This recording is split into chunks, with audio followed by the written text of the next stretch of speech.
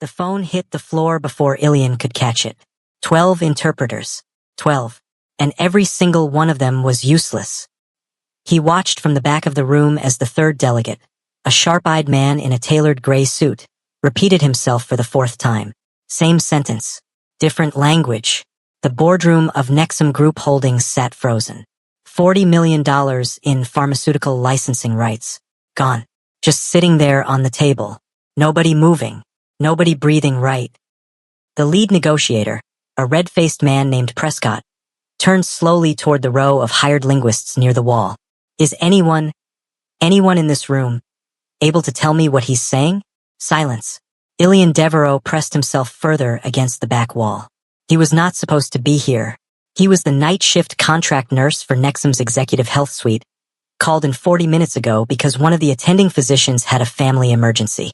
He had a badge that read medical personnel. Not interpreter. Not consultant. Not anything that should pull him into a $40 million deal falling apart in real time. But the delegate spoke again, and Ilian understood every word. Not just the language, Creole-inflected Mandarin with a West African diplomatic cadence, but the frustration underneath it. The man wasn't angry about the contract clause. He was insulted. He felt disrespected. He'd said it 3 times and no one had acknowledged him. Ilian's hand moved before his brain did. Excuse me. Prescott turned. The room turned. 42 sets of eyes landed on the man in navy blue scrubs standing near the emergency exit. Ilian cleared his throat, straightened his badge, walked forward. He spoke first in the delegate's dialect, a specific blend that acknowledged both his regional identity and his professional rank, then in standard Mandarin, then in French for the European contingent on the left side of the table, then briefly in Portuguese for the 2 men near the window who'd been whispering to each other since the meeting started. The room went completely still. The delegate looked at Ilian for a long moment. Then he sat back down. Prescott exhaled so hard it sounded like a tire deflating. Who? What? How do you know? 8 languages, Ilian said quietly. I grew up moving. Hi viewers. If you've ever had a skill that people completely underestimated just by looking at you, drop it in the comments. What's the one thing about you that catches people off guard? He didn't say more than that. He just pulled out a chair at the far end of the table and began working, translating, relaying, bridging the gap that 12 professionals had failed to close. The deal moved, slowly at first, then faster. He was so focused on the words that he almost missed it. Almost. 3 men sat at the center of the table on the opposite side. They hadn't moved much, hadn't spoken much to each other, but they watched him. Not the way most of the room watched him, with relief or surprise or professional curiosity. These 3 watched him the way people watch something they are trying to place, like a word on the tip of their tongue, like a face from a dream they can't quite hold on to. The one in the center, broad-shouldered, dark-skinned, with close-cut hair and eyes that didn't blink enough, leaned slightly toward the man on his left and said something under his breath. Ilian caught it. Not the words, the tone, recognition. He kept his face neutral, kept translating. But his pulse did something it had no business doing in the middle of a corporate negotiation. When the session broke for a 15-minute recess, Ilian stood, collected the single notepad he'd used, and moved toward the exit. He needed water. He needed air.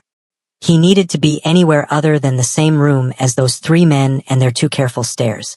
He almost made it. Why does he smell familiar? The voice was low, controlled, not meant for Ilian's ears. But Ilian heard it. He did not stop walking. He did not turn around. He pushed through the glass door into the hallway and kept moving until the boardroom was behind him. His hands were shaking by the time he reached the elevator bank. And then his phone lit up. Video call. Home daycare. He answered automatically, and the screen filled with 3 small faces, all talking at once, all laughing, all reaching toward the camera like they could climb through it. 3 boys. Dark eyes. Familiar jaw. 4 years old. Ilian smiled, the kind of smile that lives right next to fear. Hey babies, he said softly. Papa's almost done. He didn't hear the boardroom door open behind him. He didn't hear the footsteps stop. He didn't know the 3 men were standing 15 feet away, watching his screen. Not until the elevator opened and he stepped inside and caught, just for a second, the reflection in the polished metal doors. 3 men, staring, not at him, at his sons. The elevator closed and Ilian's lungs forgot how to work. He pressed the lobby button twice, 3 times, like speed would change physics. His sons were still talking on the screen. Kieran was holding up a drawing. Something green and large that he claimed was a dinosaur. Miles had chocolate on his shirt again. Asher, the quiet one, just watched the camera with those big, still eyes. "Papa, are you coming home for dinner?" Kieran asked. "Yes, baby. Yes." "Put Miss Denise on for 1 second." He handed off the call, breathed, looked at his own reflection in the elevator doors. He had made a mistake. Not by translating. Not by walking into that room. The mistake was answering that video call in a hallway where 3 men with reasons to look closely were standing within sight. The lobby doors opened. Ilian walked fast, badge clipped, head down, the way you walk when you're trying not to run. He made it to the side corridor near the executive health suite before he heard his name called. Not his name. His badge name. Medical personnel. He stopped. The man who'd spoken was one of the 3. Tall. Dark complexion, the kind that made high-dollar suits look like they were tailored by a different god. Jaw set. Eyes unreadable. "Caspian Devoromano," he said, like that was supposed to mean something. It did. Ilian knew exactly who Caspian Romano was. The whole country did. One of 3 brothers who ran Romano Syndicate Holdings, pharmaceutical acquisitions, biotech infrastructure, private equity spread across 14 countries. Oldest triplet. The one who closed deals the way most people blinked. Without visible effort. Without apparent emotion. "You left before the session resumed," Caspian said. "My shift ended. You saved a $40 million negotiation. That's not my department." Caspian looked at him for a moment. Just looked. Then he stepped aside and the other 2 appeared behind him. Soren, middle triplet, lighter-skinned, with a quiet watchfulness to him. And Matteo, youngest, who looked like he was working hard to keep something off his face. Ilian kept his expression clean. Professional. Like a nurse who had no other business here. "Those children," Matteo said. Not a question. Ilian's stomach dropped 2 floors. "My sons," he said. "My call was personal. I apologize if it was inappropriate for the setting." "How old are they?" Soren asked. The question landed soft. Deliberate. 4, Ilian said. A breath passed between the 3 brothers. Not loud. Not dramatic. Just a small charged pause the way air changes before weather. Matteo's jaw shifted. Caspian's eyes moved slowly over Ilian's face like he was doing math. Soren stared at the middle distance and said nothing. "They look like us," Caspian said. Not accusing. Not wondering. Stating. Ilian straightened. "A lot of children look similar. Genetics are not as specific as people." "When were they conceived?" Soren. Quiet. Direct. Ilian opened his mouth. Nothing came out. Because the honest answer required him to go back to a night he had spent 4.5 years trying to file away under things that happened and cannot be undone and are not worth explaining to people who were not there and would not understand and might take something from him that he could not afford to lose. "That's private," he said finally. "We're making it less private," Caspian said. Not unkind. Not threatening. Just certain. Ilian looked at all 3 of them. He thought about his boys. About Kieran's laugh. About the way Miles still reached for him in the night when the thunder came. About Asher, who barely spoke to strangers but never ran out of things to whisper to Ilian alone. "I have to go," he said. He walked away. He made it to the parking garage before the memory broke through the wall he'd built around it. Not the whole thing. Just one piece. A room. Low light. The smell of something floral that wasn't perfume. A charity gala. 4.5 years ago. His drink tasting like copper at the edge. And warmth that had no explanation. He pressed his key fob until his car beeped. Got in. Sat in the dark for a full minute. Then drove home to his boys. 4.5 years ago. The Genesis Biotech Fundraiser Gala. Chicago Marriott Grand Ballroom. Ilian had not wanted to go. He went because his supervisor at the time, a well-meaning woman named Dr. Precious Okafor, had handed him the ticket like it was a gift. "They need healthcare professionals in the room," she'd said. Representation matters.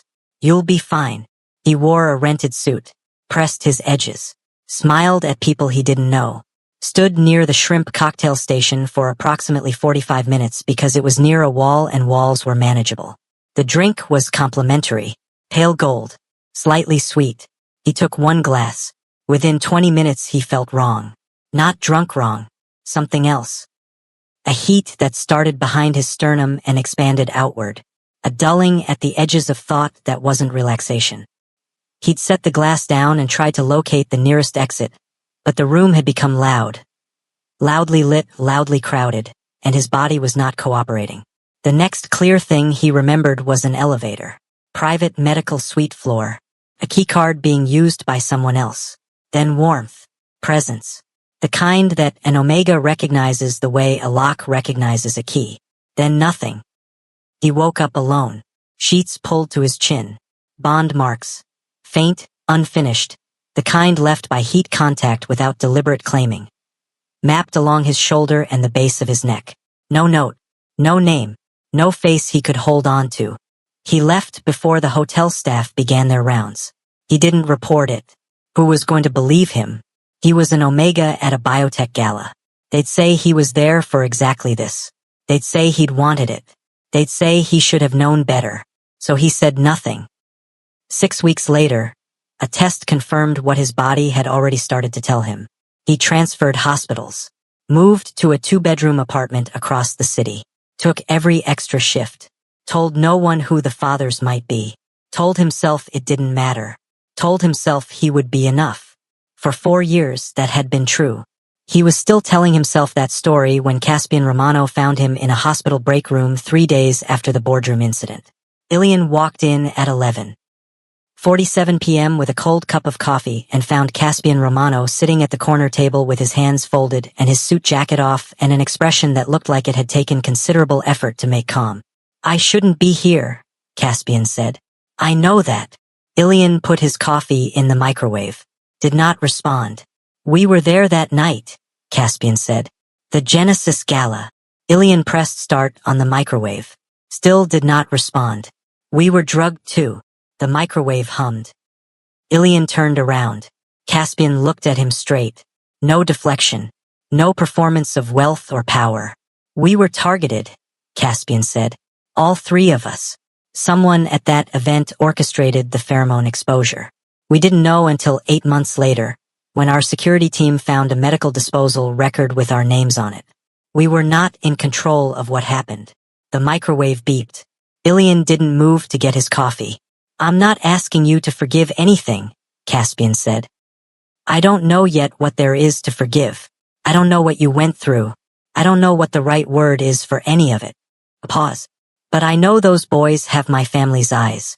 And I know something was done to all of us that night. And I am asking, not demanding, to know the truth."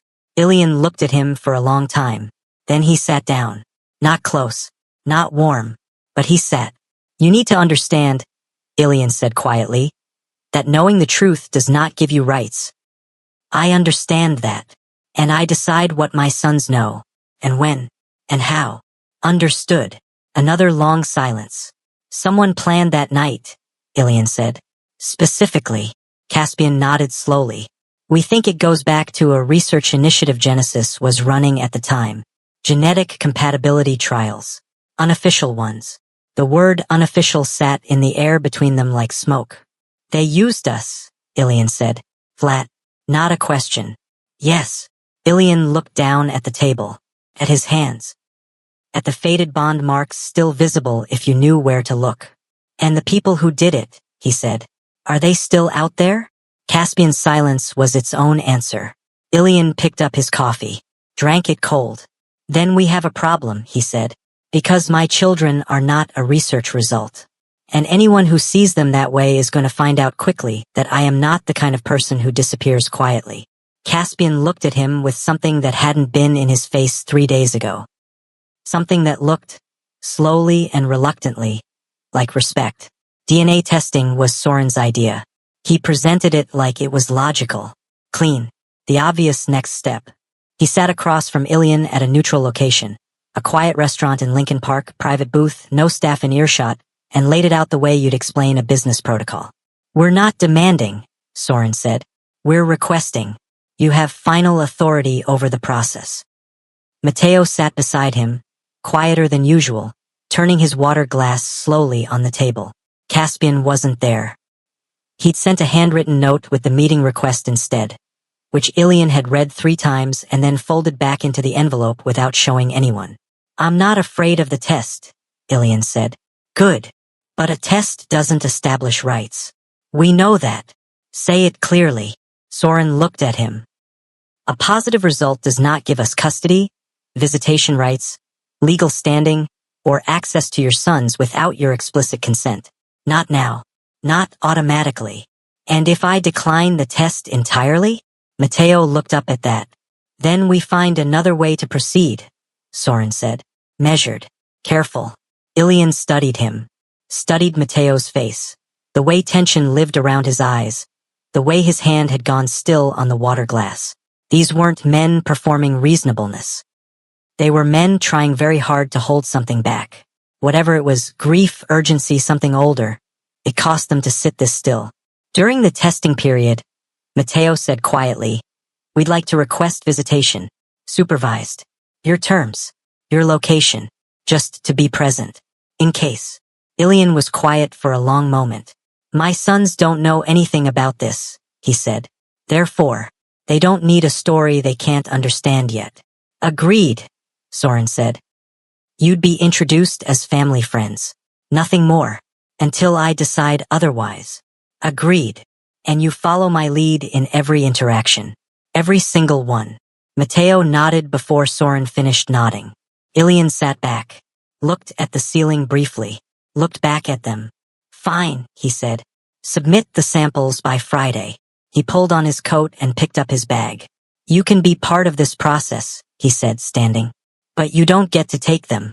Not their time. Not their attention. Not their trust. Those things are earned. He paused. You can take the test. But you don't get to take them. He left first. He was at his car, engine running, when his phone lit up with a news alert.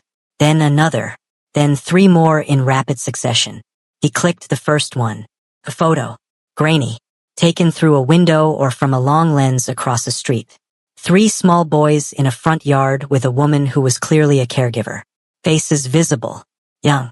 Undeniable. The headline read, Romano Triplet heirs? Mystery Omega and children surface amid biotech deal.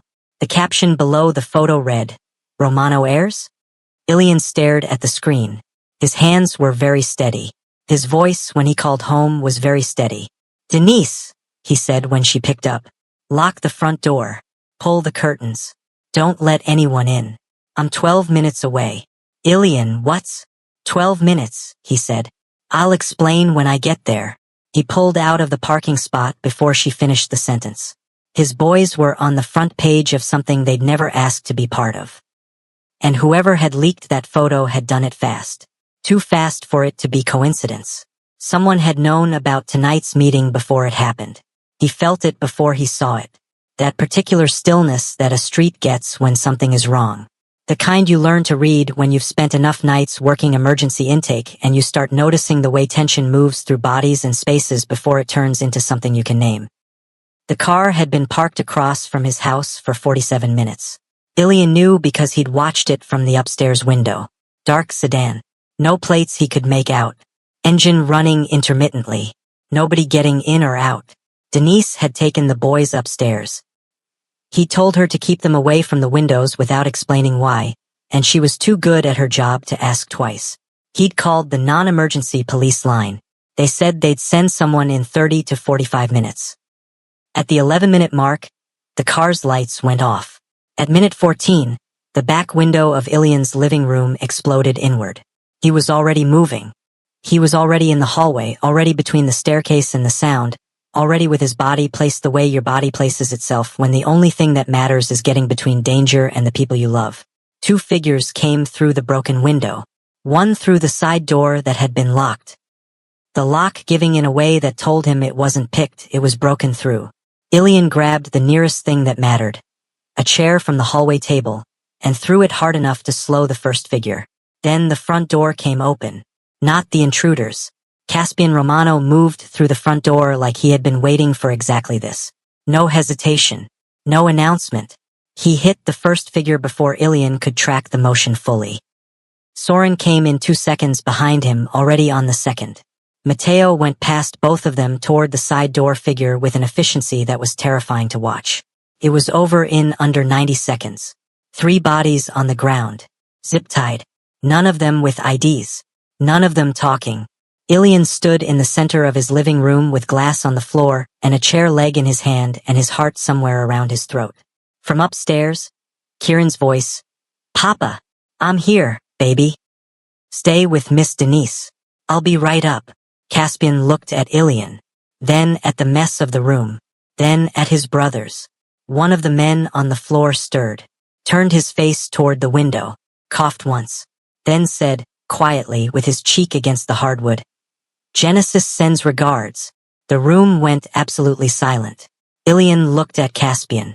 Caspian looked back at him. "This isn't about us," Caspian said quietly, low, controlled, his eyes steady on Ilian's face.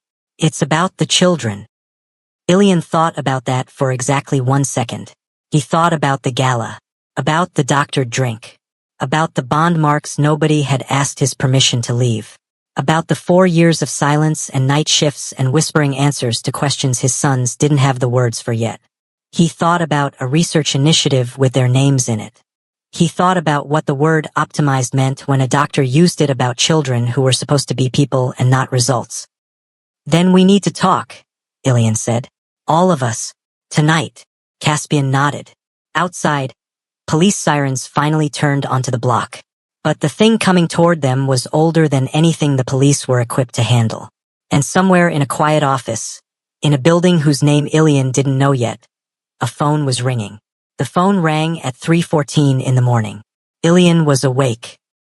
He'd been awake for an hour, sitting at the kitchen table with a cup of tea he hadn't touched, watching the streetlight outside cast a rectangle of orange across the floor. The attack on his house was 48 hours behind him. The boys were safe upstairs. The Romano brothers had a security team posted outside, something Ilian had agreed to without enthusiasm and without a better option. He looked at the screen. Unknown number. Chicago area code. He answered, "Mr. Devereaux." A woman's voice. Calm. The kind of calm that people practice. "My name is Dr. Sylvia Sire. I believe we have some things to discuss." Ilian did not say a word. "Your children are remarkable," she said. "I imagine you've noticed. Their language acquisition, their memory, the way they process information at a speed that is not typical for their age." His hand tightened on the phone. "Your children were optimized, Mr. Devereaux." There it was. That word. Optimized. Not born. Not conceived. Not even, in her framing, loved into existence the way he had loved them for 4 years with everything he had. Optimized. The pheromone exposure at the Genesis Gala was not accidental, she continued, unhurried, like she was reading a quarterly report. "We identified 3 alpha candidates with exceptional genetic markers. We identified you through a compatibility screening conducted without your knowledge during a routine hospital intake 18 months prior. The bond was engineered for maximum viability." Ilian closed his eyes, opened them. "Your sons have enhanced immune response, accelerated cognition markers, genetic sequencing that maps to a very specific compatibility profile we've been developing for 11 years. A pause. Just 1 beat. They aren't just heirs to the Romano name. They are proof of concept. The kitchen was very quiet. Outside, a car passed. The streetlight held its rectangle steady on the floor. "What do you want?" Ilian said, flat. "Not a question. I want to complete the documentation. Run the remaining developmental assessments. The data set is incomplete without access to the subjects at this stage of." "They are not subjects. Mr. Devereaux, they are my sons." His voice did not rise. "That was intentional. And you will not come near them." A short silence. Then, "I appreciate your position. I do. But the research infrastructure behind your children is significant. The people who funded it are patient but not indefinitely so. You have 72 hours to bring them to our facility for a voluntary assessment." If you choose not to comply, you'll what? Ilian said. Send more men through my windows? Nothing. Then, 72 hours, Mr. Devereaux. The call ended. Ilian sat in the kitchen for another full minute. Then he went upstairs, opened the door to the boys' room, and stood in the dark doorway just watching them breathe. Kieran on his back, one arm flung out. Miles curled tight on his side. Asher on his stomach, face turned toward the door. Asher's eyes were open. He was watching Ilian the way he always watched. Quietly, completely, like he already understood more than he was supposed to. Go back to sleep, baby, Ilian whispered. Asher blinked once, closed his eyes. Ilian pulled the door to, stood in the hallway. 72 hours. He was already dialing Caspian's number before he reached the stairs. Miles found the piano first. The Ritz penthouse was 42 floors up, and from the floor-to-ceiling windows you could see a version of the city that looked like something from a movie, lit up, orderly, contained. Nothing like what Ilian's neighborhood had felt like 2 nights ago with glass on the floor and 3 men zip-tied in his living room. The Romano brothers had arranged the relocation in under 4 hours. Ilian had packed 1 duffel bag per child, his own go-bag, and the small locked box he kept under his bed that held the documents no one knew about. Denise had been sent to her sisters with 3 weeks' pay and a very firm suggestion not to ask questions. The penthouse had 5 bedrooms, a chef's kitchen, and a baby grand piano in the main living area that nobody used, until Miles found it. He walked straight to it, no hesitation, and pressed 1 key. The note rang out clear and bright across the marble floors. Kieran appeared from around the corner immediately. Can I try? Miles pressed another key, then another. Asher sat on the edge of the nearest couch and watched with the precise focused attention he brought to everything. Caspian stood near the kitchen island, holding a coffee cup and looking at the 3 of them with an expression that had nothing professional in it at all. It was unguarded. Just for a second. Just long enough. Ilian caught it. Said nothing. Matteo was the one who crossed the room. He sat down at the piano bench beside Miles, who immediately shifted to make room, because Miles always made room, and played 4 notes slowly. Miles copied them. Exactly. Matteo looked at him. Looked at Ilian. Looked back at Miles. Good ear, he said. Miles grinned. Gap-toothed. Full-faced. The kind of grin that rearranges the whole room. Matteo froze, because that grin was his. Ilian had known it for 4 years and carried the knowledge the way you carry something heavy that you've learned to balance, carefully, quietly, without complaint. But seeing Matteo see it for the first time was something different. Something that had no tidy name. Bath time that night was chaos. Kieran flooded the floor. Miles tried to wash the soap off his own face with more soap. Asher sat in the tub perfectly still and watched Soren, who had volunteered to help and immediately looked like a man who had never encountered a wet child before, with patient scientific interest. You're doing it wrong, Asher said. Soren blinked. Doing what wrong? Holding the cup. You have to tip it slower or it goes in the eyes. A beat. Thank you, Soren said. Completely serious. Asher nodded. Completely serious back.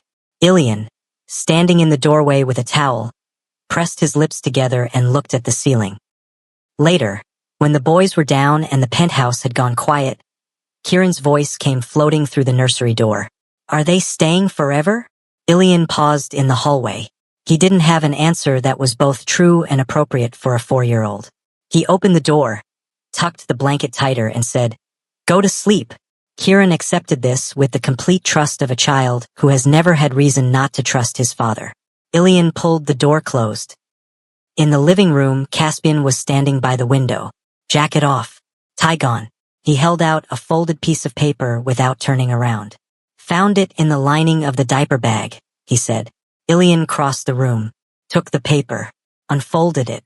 Not paper. A tracking device. Small, flat, the size of a postage stamp.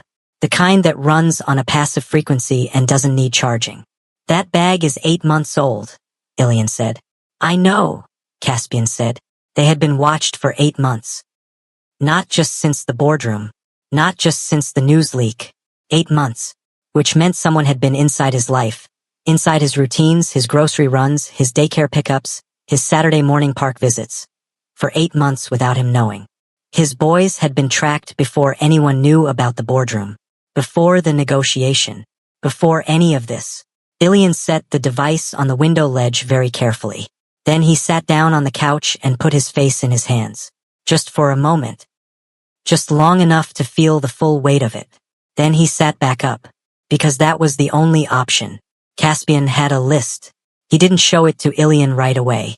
He showed it to Soren and Matteo in the second bedroom while Ilian was still in the living room, and then the three of them came out together with the particular quality of silence that happens when people have just agreed to something that cannot be undone. The list was contacts. Political, legal, private. The kind of leverage that gets built over 2 decades of knowing where money goes and who it protects. We can have Sire's research license revoked within 48 hours, Soren said. Federal Ethics Board has been looking for a case strong enough to dismantle the Genesis Initiative for 3 years. We give them the documentation. We add the Gala incident. We add the tracking device. We add the attack on your home. He paused. She's done. Publicly, Matteo added. It goes public. Her name, the research, the compatibility program, all of it. Ilian looked at the list. He looked at the three of them. No, he said. Caspian's jaw tightened. If you destroy her publicly, Ilian said, my sons become headlines forever. They become the story, not her crimes, them. Every article, every follow-up, every true crime podcast that picks this up in 3 years. It all points back to 3 little boys who were engineered in a lab. He let that land. You want to protect them. This is not protecting them. This is using them as the main character in your takedown. Silence. Matteo looked at the floor. Soren looked at Caspian. Caspian looked at Ilian. Then what? Caspian said quietly. You said the Federal Ethics Board has been building a case for 3 years. Give them what they need. Quietly. No press release. No Romano family statement. No dramatic exposure. You hand the documentation to the right people, and you let the system do what it's supposed to do without your name attached to the front of it. That takes longer, Soren said. I know. She stays free in the interim. I know that too. Ilian met his gaze. But my sons get to grow up as people, not as proof of something someone did to their parents. The room held that for a moment. Caspian had not moved. He was still holding his phone. The contact he'd been about to call was still on screen. A number with no name, just initials, the kind of number that doesn't exist in public directories. Ilian watched him. He didn't push, didn't argue further. He'd said what was true. Caspian was going to do what Caspian was going to do. The man had resources and reach that Ilian couldn't match and couldn't stop. The only thing Ilian had was the argument itself. Whether it was enough was not something he could control. Caspian looked at the phone for a long time. Then he lowered it. His thumb moved once across the screen. The contact closed. We do it your way, he said. Not easily, not happily, but clearly, without condition. Ilian exhaled once through his nose. Matteo uncrossed his arms. Soren put his own phone away. There's still the 72-hour window, Soren said. I know, Caspian said. We move on the documentation tonight. Get it to the right desk before morning. He looked at Ilian. She won't have a program to run by the time her deadline hits. Ilian nodded. He walked back to the hallway and stood outside the nursery door for a moment. Inside, 3 boys breathed in the dark, unaware of the architecture being dismantled around them to keep them safe. That was the job. That had always been the job. The envelope sat on the kitchen island for 11 minutes before Caspian picked it up. Ilian watched from the doorway. He didn't move toward it, didn't offer, didn't ask. The DNA results had arrived through a private courier that morning, sealed, no lab header on the outer envelope, the kind of discretion that costs extra and is worth every cent. Ilian had set it on the counter and made coffee and gotten the boys situated with breakfast and done everything in the correct order because the correct order was the only thing keeping the morning from becoming something he wasn't ready for. Caspian had been standing near the window when the courier came. Now he was standing at the counter. He picked up the envelope. His brothers were in the living room. Ilian could hear Matteo's voice. Low, patient. Reading something to Kieran, who kept interrupting with questions. Soren was somewhere behind him, quiet as usual, present as usual. Caspian looked at the envelope for a moment. Then he walked out of the kitchen. He went down the hall. Ilian heard the door to the furthest bedroom open and close. Ilian poured his coffee, drank half of it standing at the counter. Listened to Kieran demand to know why the dragon in Mateo's story had green fire and not red. 9 minutes later, the bedroom door opened. Caspian came back down the hall. The envelope was not in his hand. His face had changed. Not dramatically. Caspian Romano's face never changed dramatically. But the tension that had lived in his jaw since the boardroom, that particular lockdown quality, like a man holding something in with considerable effort, was gone. Replaced by something quieter. Something that hadn't been there before. He walked past Ilian into the living room. He stopped in front of his sons. Miles looked up from his cereal. Kieran was mid-sentence about the dragon. Asher, sitting cross-legged on the floor with a picture book, looked up first. The way Asher always looked up first. Caspian lowered himself to one knee. He was a tall man, broad, the kind of physical presence that made rooms feel smaller. On one knee in front of 3 4-year-olds, he looked like a different person entirely. "Hey," he said. Miles said, "Hey." Kieran said, "Do you know why dragons breathe fire?" Caspian blinked once. "I don't." "Because it's cold," Kieran said. Completely satisfied with this explanation, Asher kept watching. Caspian looked at all 3 of them, at their faces, at the details that lived in those faces, the jaw, the eyes, the exact angle of a brow when something caught their attention. "I should have found you sooner," he said, quietly, not performed, not for anyone in the room but them. Ilian stood in the kitchen doorway. He did not go in. This was not his moment to manage. Miles climbed off his chair and walked over and put his hand on Caspian's knee the way Miles approached everything. Completely without calculation, Kieran returned to the dragon story. Asher looked at Caspian for a long moment. Then he said, "Are you our daddy?" The room stopped. Mateo, who had been holding the storybook, went very still. Soren appeared in the doorway from the hall. Caspian did not answer immediately. He looked across the room. At Ilian. Not for permission. Not for a script. But the way you look at someone when the answer belongs to both of you and you understand clearly, finally, that it does not belong to you alone. Ilian held that look. The answer was in the air between them. Not settled. Not simple. But real. Dr. Sylvia Sire was arrested on a Tuesday. No cameras. No press. No dramatic sequence of events that would make good television. A federal ethics task force showed up at her office building at 7:43 in the morning, and she was escorted out through a side exit, and the building's security footage of it was not released to the public, and her name did not appear in any headline for 11 days. When it finally did appear, it was buried in a federal court filing. One paragraph in a 70-page document about biomedical research ethics violations and unauthorized human compatibility trials conducted over a 14-year period. The Genesis Initiative was over. Not loudly, quietly. The way things end when the right people decide they should end. The Romano family name appeared nowhere in the public record of the case. What appeared instead was a reference to an anonymous tip with supporting documentation submitted to the Federal Ethics Board 7 weeks prior. The kind of tip that comes with records, lab logs, financial transfers, and enough corroborating evidence that the investigators didn't need to look for more. Ilian found out about the arrest through a text message from Caspian. 3 words. "It's done." Quietly. He was in the hospital break room when he read it. He put his phone back in his pocket and finished his coffee and went back to his shift. That evening, the boys were in the penthouse nursery when Ilian had the conversation he'd been building toward for weeks. Caspian sat at the kitchen table. No brothers. No staff. Just the 2 of them and the city laid out behind the window and the sound of Kieran narrating a game to himself down the hall. "You can be their father," Ilian said. "But you earn it." Caspian nodded. No argument. No condition.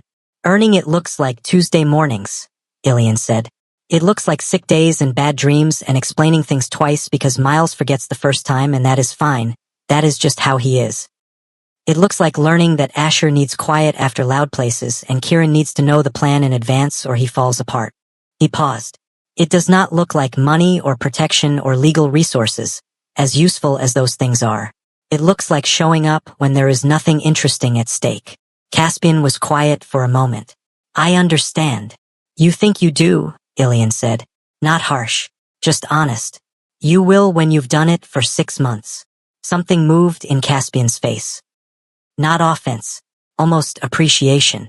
The kind that happens when someone tells you a hard thing without cruelty. And Soren and Mateo? He asked. Same rules, same pace. My boys don't need a performance. They need consistency. Caspian nodded again. Ilian stood. He'd said what needed saying. There was nothing left to add tonight. He walked down the hall and pushed open the nursery door and stood in the space between light and dark, watching his sons. Kieran was asleep mid-monologue, one arm over his face. Miles had pulled his blanket entirely off the bed and was sleeping on it like a rug. Asher was on his back, perfectly still, breathing even. Outside the nursery door, down the hall, the Romano brothers sat. Not demanding anything, not going anywhere, just present, waiting to earn it. Ilian picked up Miles' blanket and tucked it back around him. Miles didn't wake, just sighed. The DNA envelope was still in the back bedroom, unopened by Ilian.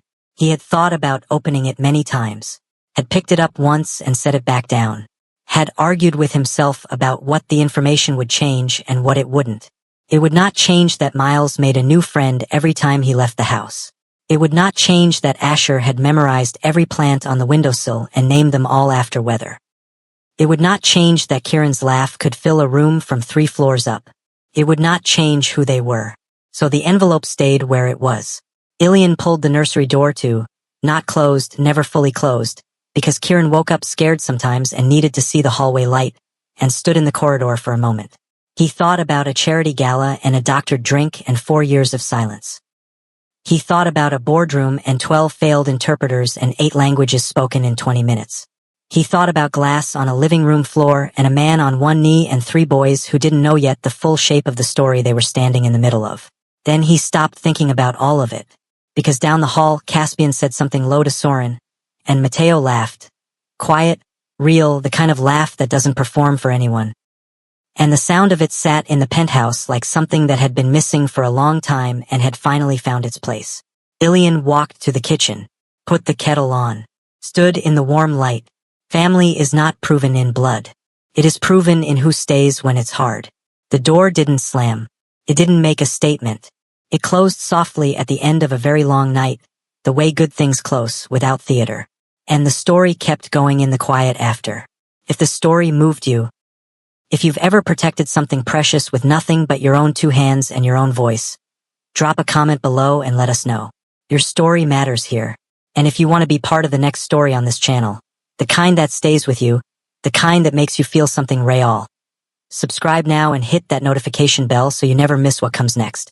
Every story we tell here is built for people who believe that dignity and love and truth are worth fighting for. Share this with someone who needs to hear it today. We will see you in the next one.